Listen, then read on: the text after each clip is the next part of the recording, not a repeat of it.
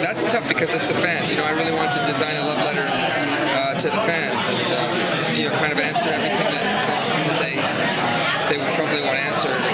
It was a tough thing because the emotions happen, and you're saying goodbye to these characters that you've I adore, and it's tough. It's really tough. But I think it's the end. And I knew once I came up with what was going to happen that it was the end. And it was 13 was enough to tell the story. I always knew every season I like to figure out where I'm going because I'm just not that kind of writer. I know there's guys that can do that. I can't do that. I have to know exactly what I'm doing, and because I work heavily in themes, and for me to understand that and make them pay off, I need to know where I'm going, or else, I'm dead. So it always starts with, what am I trying to say as an artist about the world? How am I using Fringe as a metaphor? Selfish. But it's a bit different this year because I'm looking at this like a saga, like a 13-episode feature film. The emotional relationships will be much more continuity, much more in continuity, and you'll be able to follow week to week for the emotional stakes that are going on. It was really important for me to get an odyssey for Peter, an odyssey for Walter, and an odyssey for Olivia, and you're going to be watching those because I think emotionally, we have so much to work with, and there's enough, and what I didn't want to do is be tricky and be clever and too clever, and like everybody's like, wait, where are we now? I just want to say no.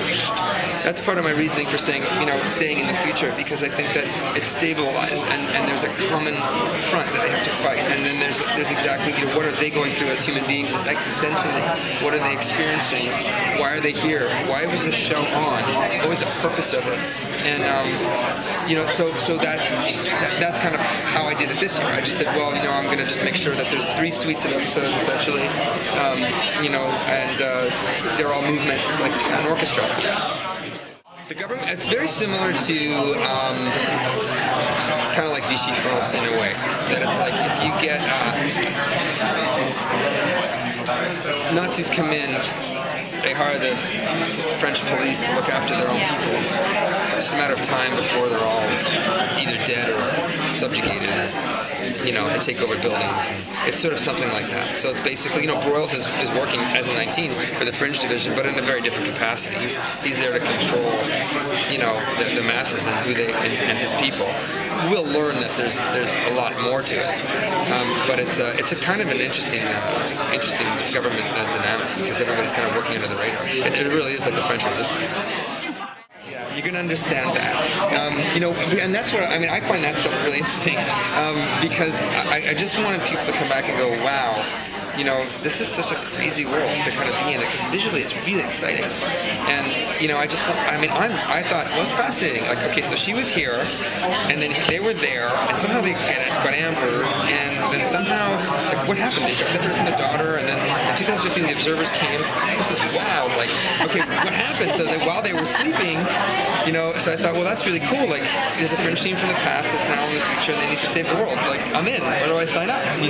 So I thought that was really cool. So I wanted to bring that to the forefront, and you're going to understand all of that. But yeah. No, it's not. Like I said, I think that the bag of tricks to keep you, like, I hate people that bring up things and don't get answered. Like, I can't stand shows like that. I've really tried, and Jeff had tried, we all tried, to take the show for face value. I just want you to experience it. I think we have enough good story to not have to trick you and make you feel upset that you got ripped off. At least that's how I feel when I'm invested in a show and they kind of play games with me.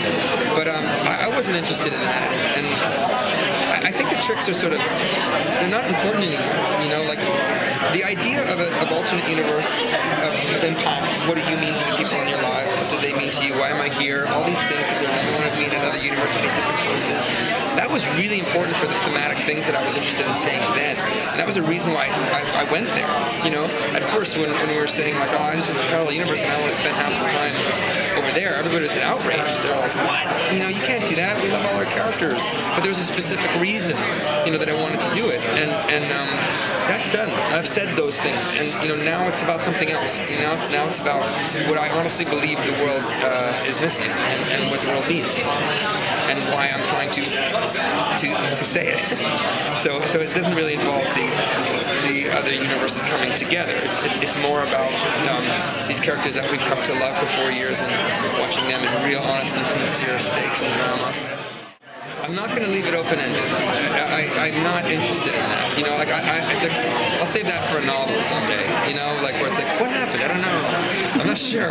Could be this, could be that. I think the fans deserve answers, and I think that they're going to get answers. And like I said, I just want to give that feeling of that even though I've seen the end, that I can leave and go home in my car and just think about it, and the next morning sort of say, fuck, I feel really satisfied, and I can imagine their lives, because I don't want to say goodbye. That's the truth. I don't think you guys do either. Who wants to say goodbye? This has been a happy accident that we're starting from a new point, and I think I would encourage people to go and watch everything and then kind of jump into season 5. The truth is, you only really need to understand episode 419, which I did as an experiment, because I didn't know what was going to happen at the end of that season. So I wanted to do an episode that was a backdoor pilot. That was my thinking.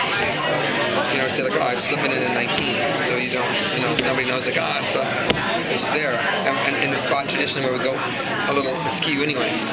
So I would encourage them to watch it, because I think it's a really exciting. You don't have to know you don't really have to know. You just have to know that this is a family, and it's really hard to keep together. And life is hard. You should vote for them. I don't know.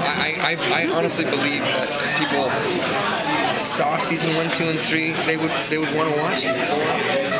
So hopefully. Well, traditionally, part of the structure that I endorse is always to finish a chapter at the end of the season and then propose a new beginning. So this one will just not have I don't want to make people believe that there's going to be something there isn't. I don't like that either. I think it's a dirty trick. I'm just trying to, like I said, be straight up and say, here's a show, here's everything I have creatively.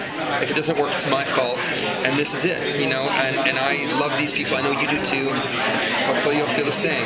But to propose that there's going to be something in the future also kind of bugs me, because I'm like, well, then I'm going to be sitting in my car going, damn, I want to see it, rather than just going, oh, it's cool, I can imagine it, and then if there is something to be had, then I'm not short of ideas. So I think that if it's going to be reintroduced, there'll be some really cool way to reintroduce Fringe. They're pretty inventive at Fox on how to keep it alive.